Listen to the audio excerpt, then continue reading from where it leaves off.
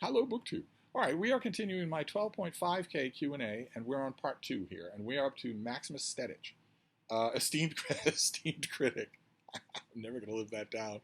Someone, in case you don't know, a publicist in an earlier mail haul said, dear reviewer slash executive producer. They crossed that out and put esteemed critic up above. And a lot of you have taken that and run with it because you correctly diagnosed that my ego needs no inflating. What have you got here? If George Washington was such a disreputable figure, as you contend, why was he unanimously elected president during the convention? Could it be the mythology was already working then? Was it a real political decision made by the delegates? Yeah, it was a real political decision made by the delegates. If these quandaries demand more time and complexity, I might very well have to book a flight and bring calzones. Well, you don't have to bring calzones. The place next door makes excellent calzones, but you should book a flight. Absolutely. I'm a lonely old shut-in. I want as much company as I can get. And I am fully vaccinated, and I assume you are too. The risks will be minor, and Frida is adorable. More so in person than on camera, I have been told by many people. But when it comes to Washington, yeah, not only was he taller than anybody else except Jefferson, and broader than anybody else, and conspicuously wearing a military uniform, but he touted that he had the experience. His backdoor touting of himself was that he was the right man for the job. Now, when you say realpolitik decision by the delegates, once Washington had effectively won the American Revolution by not losing long enough to give time for competent professionals to win it. There was no way you could have elected someone else. I mean, how could you have done that? There's no way. The delegates knew what they had, a full-blown national hero. Of course he should be the first president. Of course he should be. It's just, the question of what happens after that, right? It's like the story about who was the debate over who was going to be the first president of Israel.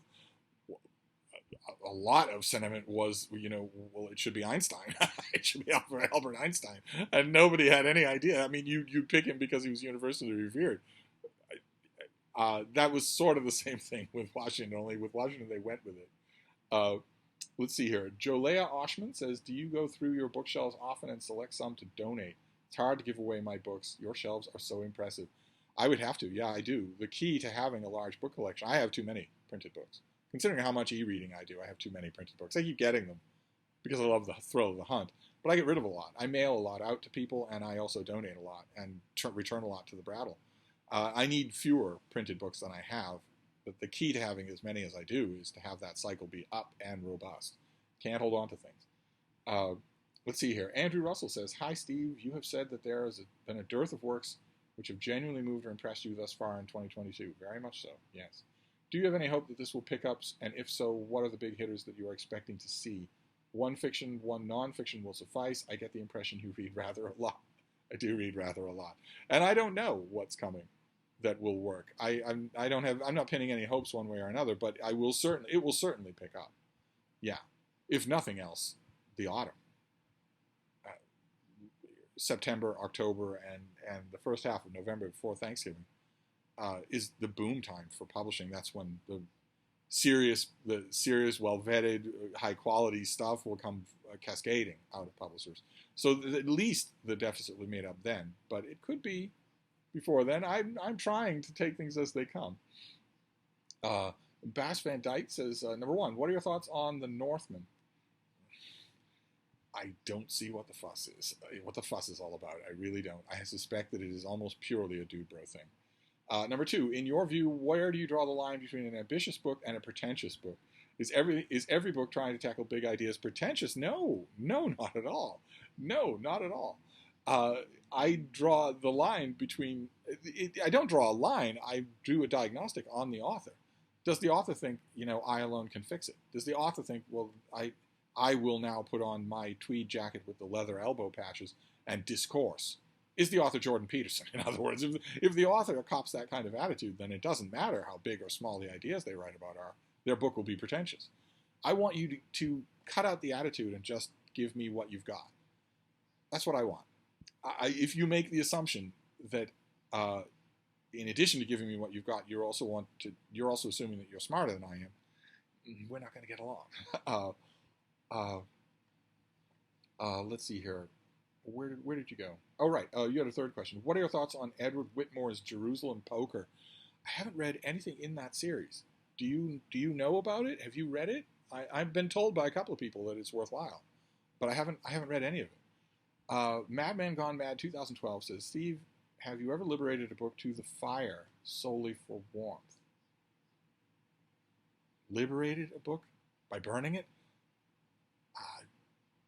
How did it feel? No, I've never voluntarily burned a book. No. It's always been a fancy of mine, but I live in a tropical climate, so the opportunity never presented itself. You've never been presented with the opportunity to burn a book, and you're regretful of that? Okay. If I were you with that many books, it would be a bi-weekly endeavor at the very least. And the excitement with picking which books to chuck next. We are on different wavelengths in different worlds in different universes. I would never. I, I don't see it. I don't see the appeal of it. I would never do it. Uh, let's all right, let's shake that off and move on. Link Joker says, number one, thoughts on the writing of Harold Lamb. I like it. Thoughts. Number two, thoughts on the historical fiction of Dorothy Dunnet. I really, really like her. She's wonderful. If you haven't tried it, you're in for a treat. You've got a lot to read.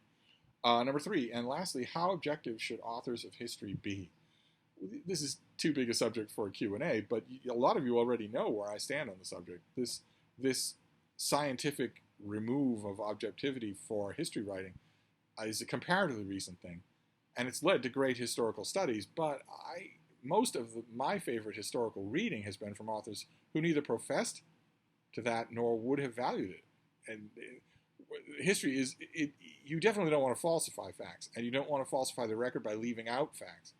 But too often, modern practitioners of history in the last 100 years have equated being thorough with being passionless, being objective with being passionless, and it shows in their books.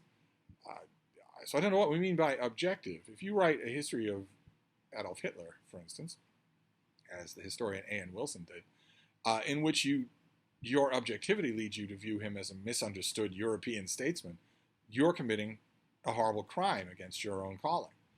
Passion is called for, right? If you write a book about the Nazi invasion of France, and you are not passionate on the subject, then there's something wrong with you, not something good about your approach.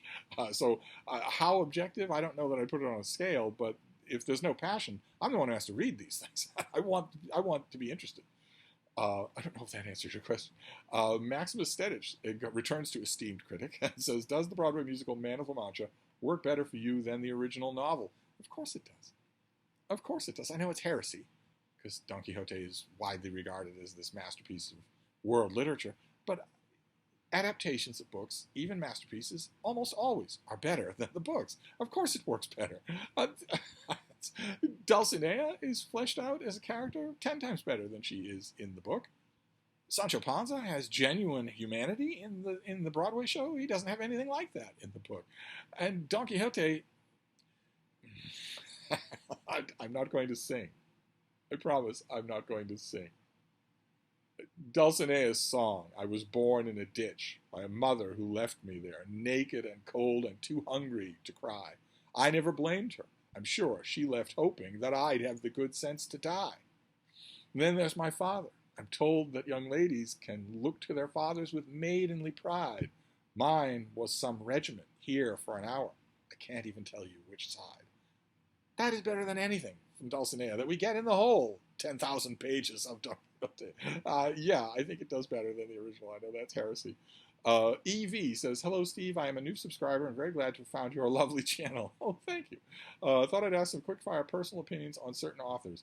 Number one, Michael Faber. Well, I can't do breakdowns of authors in a Q&A. Michael Faber's books I tend to like.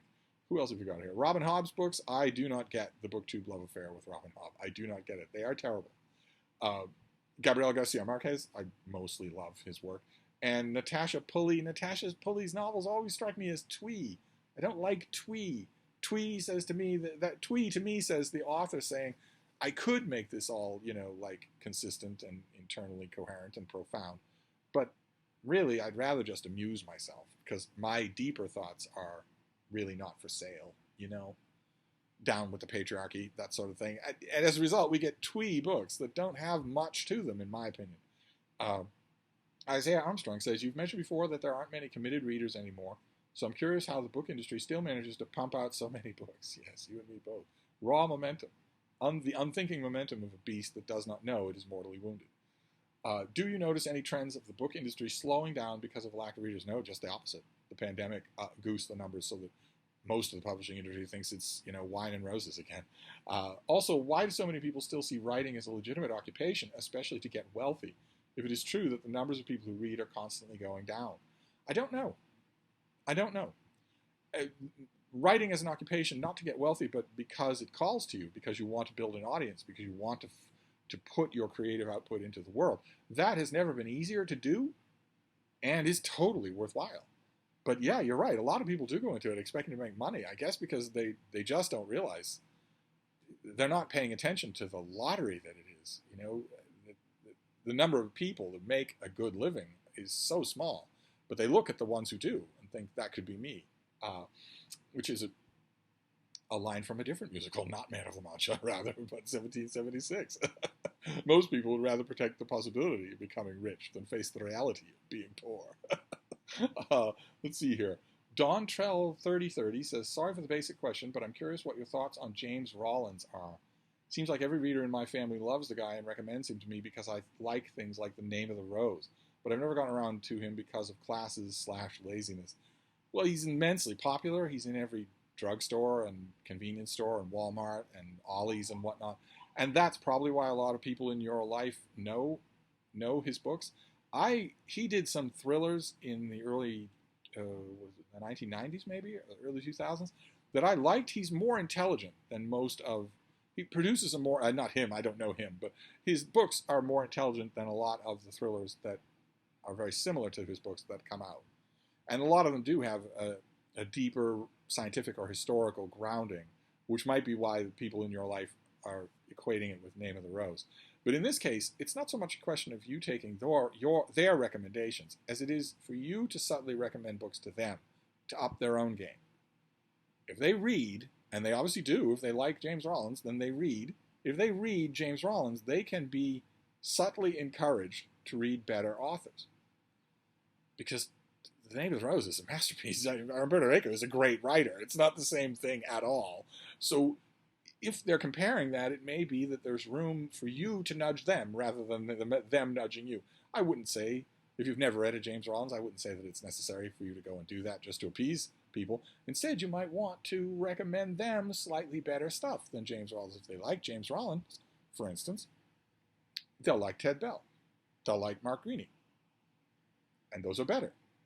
And then from there, you can move up. Somebody who reads a Mark Greaney novel, well, they can move on to, for instance, Alistair MacLean. Something like that, or John le Carré. Once you've got somebody reading a long John le Carré novel, they're not that. You can easily move them up from there to The Killer Angels, or Thomas Harris, Hannibal, or Silence of the Lambs. And from there, Bob's your uncle. You'll have them reading Wolf Hall in no time at all, and they'll thank you for it. Let's see here. Culture Fan says, Steve, hope you are well. Hope you're doing well. Eradicated from the language. I don't care about your hopes, and you don't care if I'm doing well. It's eradicated from the language. Let's just get rid of it. It's as bad as people all over the world ending every cell phone conversation with "love ya." They don't mean it anymore. They don't think about it anymore. It's the opposite of what they feel. It's just become this a thing that should be meaningful that has just worked itself into. Anyway, you mentioned you got free screener movies of movies and such. I wondered how you got those, and did you have to request them? I don't have to request them, no. I have a friend who works in Hollywood and has for a long time, and she sends me lots and lots of stuff. It's actually become easier now that a lot of it is electronic. It's sort of a locked electronic file. I get tons, and I get more of it by factor of 5 than I watch, which makes me feel guilty from time to time. I asked this question to Michael K. Vaughan a while back, and I'll ask you too. Who do you think are the best comic writers of all time? I don't know what Michael would have said. My own generation of comic reading is significantly earlier than his. I think he would probably have said Stan Lee or Roy Thomas. Roy Thomas would have to get the nod up there. He would certainly be up there. Maybe even Chris Claremont, but for me, it's earlier writers. It's Otto Binder. It's Mort Weisinger, and it's Garner Fox, people like that who did the generation of comics that I love. Uh, Olive McQueen says, "Hey Steve, congratulations to my favorite sexy YouTube influencer on reaching 12.5k subscribers. I have just one question this time. Can you name some contemporary fiction authors that you read for the first time in the past year and really loved?" Well, yeah, I will not only name them, I will assess them and give you a list of the top 10 best debut fiction authors at the end of the year in my Steve Reads list.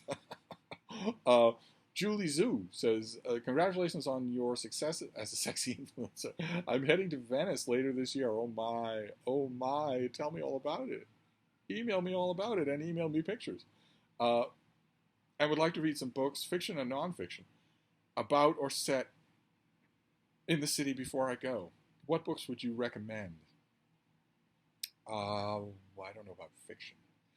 Fiction gets a little dicey when it comes to Venice. Maybe the fiction. Jane Langton wrote a mystery, Homer Kelly mystery set in Venice. Or I'd rather that you read nonfiction, actually. Venice Observed, for instance, by the great Mary McCarthy. Or Tiziano Scarpa. Tiziano Scarpa wrote a book called Venice is a Fish. Venice Observed by Mary McCarthy, I don't know if that's still in print. I think I have an ebook of it that I can send you if you read ebooks. But Venice is a Fish is just 15 years old, something like that. So it should still be available. By Tiziano Scarpa. It's a little thing, too. You could bring it with you. And it's very good. And there are lots of others like that, but not so much fiction. Dr. Bacon says, how are we doing for time? Oh, we're fine. Hello, Steve. Congrats on the latest step towards world domination. Oh, thank you. Question number 1. In all of your travels, what location would you say gave you the most beautiful view of the night sky? That would be Antarctica. I outfitted a sled with dogs and a couple of my dogs, and we had tons of provisions. We went 200 miles inland from McMurdo Station. Just the literal end of the world, the hard horn of the world, as Tolkien puts it. There was nothing at all. Not only no buildings, no equipment, no wires, no light pollution or anything like that, but no terrain. We were on the end of the oblate spheroids that is the world. We were as close to the open atmosphere the open space as you could get, and the view was worth it. It was a little bit dicey to live through it, but the view was worth it. Question number 2. How do you think the recent topic of ebooks versus physical books will impact your library at the old house in Vermont, if at all? Well, I have a little room up in the old house in Vermont, and I have a print book library up there that is good. Of course, the next time the Bean and I go up there, I will bring an iPad or an e-reader, so I'll be bringing 1,000 books. But that won't dim the fun of hunting, especially with another book person. It's a rare thing to do with a book person who's just as dedicated to love reading as you are. Usually, as sure a lot of you know, you go book hunting, you're with friends who aren't into it anywhere near as much as you have. So to go book hunting, in the big red truck with Mark Richardson up in Vermont, is such a treat that is reflected in that room. That room is not just books; it's sort of a collection of that feeling. Let's see here. Question number 3. Did the Epic of Gilgamesh have any direct influence on Homer and the people who wrote the early books of the Bible? If so, how much? No idea. You think I was there? I'm 28. Question 3B. The questions now have subheadings of their own. Speaking of Gilgamesh, what do you think of Stuart Kendall's translation? I don't think I know that one. Question number 4. Are you a fan of the Outlander series of books? Yes. How could one not be? Right. How about the TV show? That TV show is incredible. Absolutely incredible. Thanks to your encouragement to do away with being a book snob and trying new things. Good. Well, you should be encouraged to do that. Life's too short. I've just started the first novel, and it's absolutely wonderful. I agree. It is absolutely wonderful. Thanks for everything. Yeah, the TV show, if you haven't watched it, it will please you. Absolutely. Joel Swagman says, imagine an alternate universe in which Star Trek Phase 2 went into production instead of the Star Trek movies. Would we have been better off? Better off without Star Trek 3, the search for Spock? Better off without Star Trek 3? No, we would not be better off without Star Trek 3. Edward Craig says, two questions. Why does romance, unlike every other genre, receive absolutely no respect? And why did all paperback covers in the 1970s make it seem as if the books were softcore porn, regardless of the contents? Okay, you answered your first question with your second question. That's the reason why. A whole generation of readers who might otherwise have tried this, they certainly had an open mind to it. Men on, subway, on train trips from Scarsdale to their job in the city were reading the Angelique novels. It wasn't just women that made Forever Amber a bestseller. Men maybe would have done it, but look what the books look like. Some of them might have gone to Bertrice Small or other romance authors who were doing a really good job, but they didn't because of the way the books looked. And those men and their wives who read those books, they are the parents and grandparents of the people who are shying away from romance today. You can do a lot of damage. Fabio has a lot to answer for. How are we doing for? Oh, we're fine. Alan Black. Okay, here you are. You said we got to your previous batch of questions first. Here are your first batch. Question number one: thoughts on the ongoing party/beergate? What Alan's referring to here is a non-controversy in the British political media about Boris Johnson imposing strict COVID rules for gatherings on the country as prime minister, and then not following those rules himself, and then Oppo research coming up with a slim example of Keir Starmer doing the same thing, which I guess might have the interest of a tempest in a teapot, maybe, if Russia had not invaded Ukraine. Now it feels like a silly distraction. No one is going to be held accountable. Sir Keir Starmer is not all that guilty. Boris Johnson is incredibly guilty. People missed the dying moments of their beloved relatives because of rules he set in place and draconianly enforced while he was ignoring them. This is not whataboutism. There is no equivalence whatsoever. He is guilty, and there will never be any accountability. Question number two, thoughts on Sinn Féin winning the Northern Ireland election? Will this lead to Irish unification? No idea. I'm watching it closely. Very closely. And question number three, do you have a favorite piece of music from the Lord of the Rings films? Mine is the Rohan theme. Yes, I do. It's not the Rohan theme, even though the Ride of the Rohan, that scene is movie making designed to please Steve. But for me, the music is, I think, the best, most Peter Jackson bit of filmmaking in the Lord of the Rings trilogy, which is the beacons, the lighting of the beacons. And the music there fits the bill. That scene would be beautiful and fantastic even without music. But the music there really, really works. I remember watching that and thinking, okay, here's how a director lets you know that he's in the room. It doesn't have to be pretension. It doesn't have to be any of the pretentious crapola that so many film dudes love their directors for. Instead, it can be this. It's a line in the book. And here it is a stunning visual sequence that will stay with you forever. And it's an add-on. It heightens the drama through the director's vision rather than through adapting the book. For me, that is the scene that does it. Let's see here. Leo Percara says, hello, Steve. Do you think there's a way for Hollywood studios to stop ruining intellectual properties like they're going to do with the Rings of Power? Or is this never going to stop?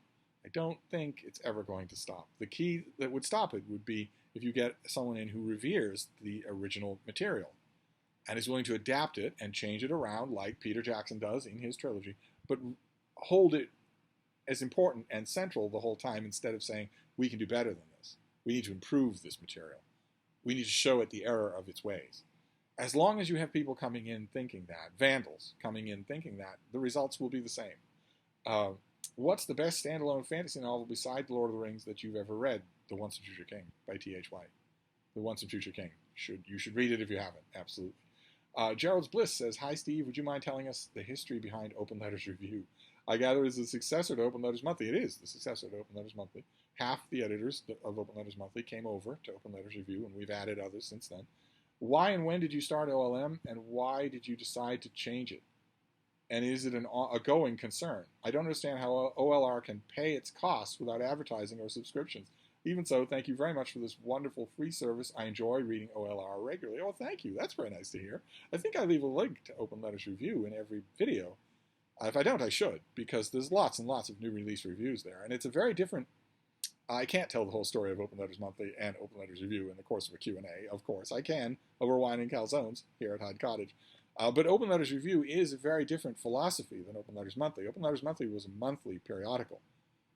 So on the first of the month, a new issue would appear with 10 to 15 articles, a poem, some new artwork, maybe that sort of thing.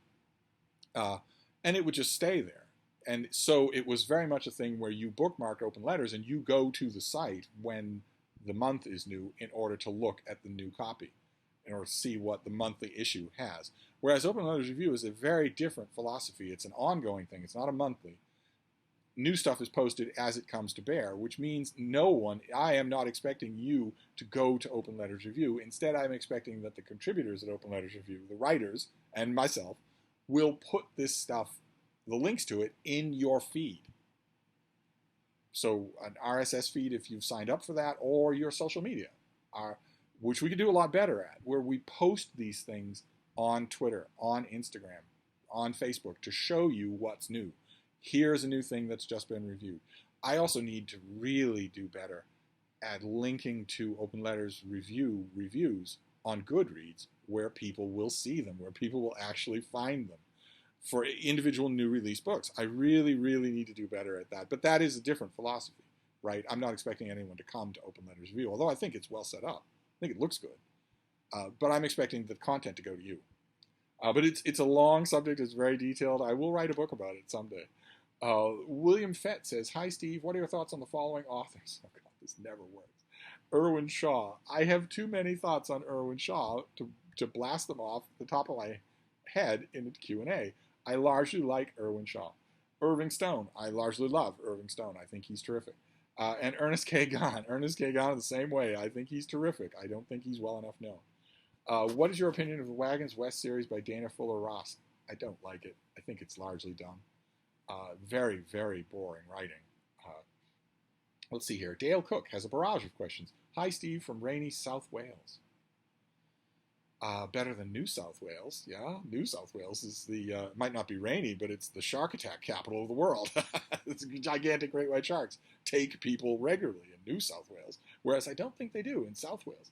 Number one, why is James Patterson so popular? I'm sure I read the other day that he remains the UK Library's most borrowed author for the 11th year. He writes easy books, and he's written so many of them that everybody has a sunk cost fallacy with him. They're easy books, and everyone has read them. Most readers have read them. And it's going to be a little strange in this little corner of BookTube, but it's nevertheless true. Most readers don't have any idea where to go for reading. None at all. That's why librarians like Mark Richardson are so important. That's why reviewers, if they're about their business correctly, are so important. That's why this little corner of BookTube is so great. Most readers don't have any idea where to go. They want to read a book. They maybe don't want it to make many demands on them, and they want it to please them. So they go for known quantity. James Patterson is just about the definition of a known quantity. I maintain that a lot of that wanting is just that you haven't been exposed to good guides. That you don't. I think most readers would enjoy being more adventuresome than they are. For instance, I said you like a known quantity, but do you? Or is it that the few times that you've tried an unknown quantity, you've done it without any direction or guidance, and it has failed? There's been a bad reading experience. There's a whole world of reading out there that most readers who just love their new James Patterson don't know about. They just don't know about it. But I think that's probably the reason, that he's the ultimate known quantity. Number two, what are your thoughts on Richard Osman's books, The Thursday Murder Club and The Man Who Died Twice? I want to like them more than I do. They are passable. I know they have devoted fans, but I think a lot of those devoted fans fall into the same category of people who want something warm and fuzzy like a blanket. And I want to tell them, you don't really. You think you do, but you don't. You think you want a reading experience that's warm and fuzzy like a blanket because you don't really know about the other reading experiences that are out there.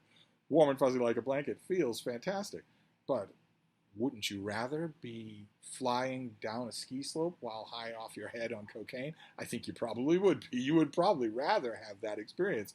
It's just frightening. That's all. Let's see here. Number three, here in the UK in 2021, we had the best year for a decade with book sales. I know it was due to lockdown, but do you think this will reignite people's reading, or will it go back to pre-lockdown? I'm certainly hoping that a lot of people did turn to reading during lockdown, and I'm certainly hoping that a lot of those people remember how good it feels. That the returning to reading made them realize, oh wait, I used to love this, and that even when lockdown lifts, they think, well, I'm not going to let this go again. I let this sort of wander out of my life once. I'm not going to do it again. I'd love to hear from people like that. I'd love to think people like that are out there. Okay, we'll end Dale Cook, and we'll move on to part 3 next time.